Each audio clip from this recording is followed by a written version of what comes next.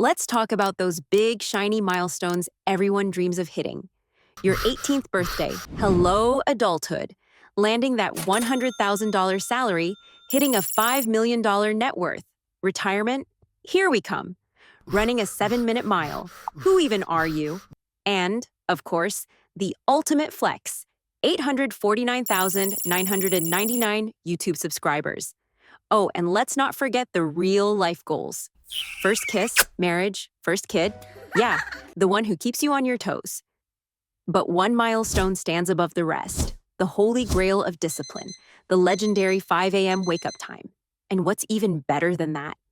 Within that elite club, there's the unicorn of all wake-up times, 4:30 a.m. It's elusive and magical. It's the time when even the birds are still hitting snooze. And yet, it's the one everyone secretly wishes they had the grit to pull off. Why?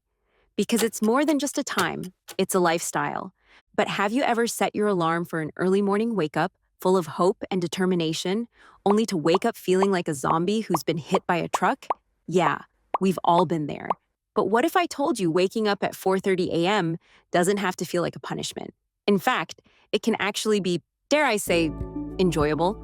Let's break it down. No fluff, no nonsense, just the good stuff. Say you've got work, school, or whatever mysterious activities you've got planned from 9 a.m. to 5 p.m. No judgment here. If you wake up at 4:30 a.m., you've got 4 hours and 30 minutes of golden me time in the morning and another 4.5 hours after work. Plus, you still get a solid 7 hours of sleep. Sounds pretty optimal, right? Now, sure, I'm glossing over the nitty-gritty stuff like commuting, brushing your teeth, showering, cooking, cleaning, and that mountain of work staring at you. But here's the thing. If you wake up like most people, aka as late as humanly possible, and go to bed as late as you can get away with, all your free time gets crammed into one big block at the end of the day. And let's be real, that's prime time for distractions, procrastination, and scrolling through your phone until your brain turns to mush. Waking up early, that's your secret weapon to reclaim your day. It's your time to crush it. Here's the thing. Most people with a clumped together schedule end up wasting a ton of time. But those 4:30 a.m. early risers, they're the ones making every minute count. Now, I know what you're thinking. That sounds nice and everything, but sleep is low on my priority list right now. I've got bigger dreams to reach, like getting toned, getting super wealthy, getting smart, starting a publishing business, learning guitar, and becoming the best opera singer. I'll worry about waking up early later. But here's the reality check. When you're 98 and your biggest achievement of the day is remembering where you put your dentures, waking up at 4:30 a.m. won't matter that much. And here's the kicker. Going to bed earlier and waking up earlier is the code book to crush every single goal on your list. Want to get ripped? Morning workouts? Want to get rich? Early hours for side hustles? Want to get smart? Quiet mornings for learning. It's like a domino effect. Fix your sleep, and you'll indirectly fix everything. Let's face it, waking up early is hard. Here's the thing. Waking up early is more than setting an alarm. It's about battling your brain. First, there's procrastination. You tell yourself, I'll go to bed at 10 p.m. But suddenly it's midnight, and you're deep into a YouTube rabbit hole about the history of ketchup. Then there's screen addiction. Your phone is a dopamine slot machine, and it's hard to put it down. And let's not forget motivation, or lack thereof. When your bed is warm and cozy, and the world outside is cold and dark, it's easy to hit snooze and say, I'll start tomorrow. But here's the kicker. When you Google how to wake up early, you're hit with a laundry list of advice that sounds great in theory, but is impossible to follow. Like, sure, let me just create this perfect nighttime routine where I take a warm shower, even though I've been a morning shower person since forever. Dim the lights, and then struggle to read a book in the dark like some kind of bat. Meditate for the first time since that one yoga class in 2019. Drink a gallon of water before bed. Spoiler, that just means you'll wake up at 3 a.m. to pee. And then hop into bed 3 hours earlier than usual, only to spend the next hour staring at the ceiling, wondering if I left the stove on. Oh, and then I'm supposed to magically wake up at 4:30 a.m., take a cold shower, go for a 2-mile run, because why not? And fast until lunch like some kind of productivity monk. That's the so-called optimal plan. But here's the thing. No matter how good this advice sounds, it's built on the shaky foundation of you suddenly becoming a superhuman with unlimited motivation and willpower to tackle this massive checklist of things you've never done before, and then magically sticking to it every single day for the rest of your life? Yeah, good luck with that. It's like expecting to wake up one day and suddenly be fluent in French, run a marathon, and bake the perfect souffle, all before breakfast. Spoiler alert, that's not happening. So today we're cutting through the fluff and giving you practical, science-backed strategies to wake up at 4:30 a.m. without feeling like a miserable human-shaped pile of regret. That's why we're skipping the overcomplicated advice and giving you something real, simple, and doable that you can start right now. So, how do you wake up at 5 a.m. without feeling miserable? Let's start with a simple solution. It's called the one alarm method. Here's the deal. You train your brain to associate the sound of your alarm with waking up. No snoozing, no excuses. Step 1, delete all those extra alarms. You know the ones. Your phone looks like a NASA control panel with alarms set at 6, 6:05, 6:10, and 6:15. First of all, if you're this person, good luck finding someone to live with who doesn't want to throw your phone out the window. Second, all those alarms are teaching your brain that the first or second or third alarm doesn't matter. It's like crying wolf but for your wake-up routine, so ditch the extras and commit to one alarm. Your brain and your future person will thank you. Step 2, practice hearing your alarm, jumping out of bed, and immediately doing stuff that'll wake you up. And guess what? You can practice this right now. Here's how it works. Set your alarm for 1 minute, turn off the lights, get that full midnight vibe, and hop into bed like you're about to catch the best sleep of your life. Blankets, pillows, the whole 9 yards. When the alarm goes off, your mission is simple. Get up, turn it off, and turn on the lights. Boom, done. But why stop there? You can level up your routine by adding more steps. The more, the better. For example, get up, turn off the alarm, open the curtains, stare dramatically at the sky. Bonus points if you sigh like you're in a movie, stretch like a cat, chug a big gulp of water, turn on the lights, splash cold water on your face, and grab your toothbrush. This whole routine takes about 1 to 2 minutes, and when you're done, repeat it at least 5 times. Think of it like a workout for your wake-up muscles. You're training your brain to win the morning. Then comes step 3.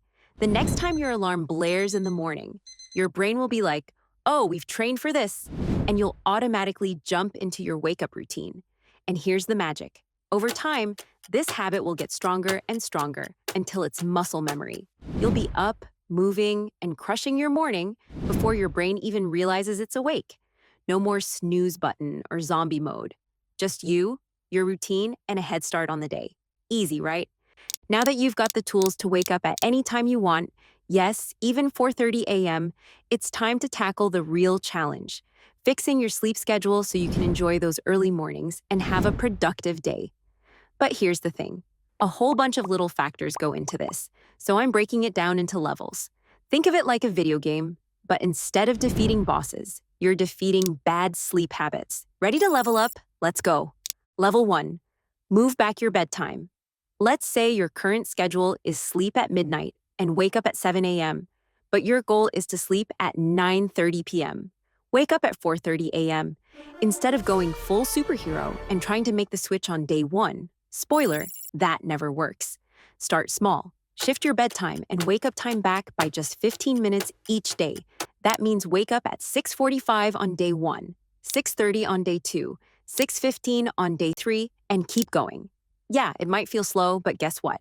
In just 10 days, you'll hit your goal schedule. Slow and steady wins the race. No burnout, no drama, just progress. Channel the tortoise. Steady, relentless, and victorious. Here's why this gradual approach works better. It's harder to mess up and gives you a clear, realistic target to hit every day. Most people, they just wing it. They're like, you know what? It'd be pretty cool if I went to bed at 9 o'clock tonight.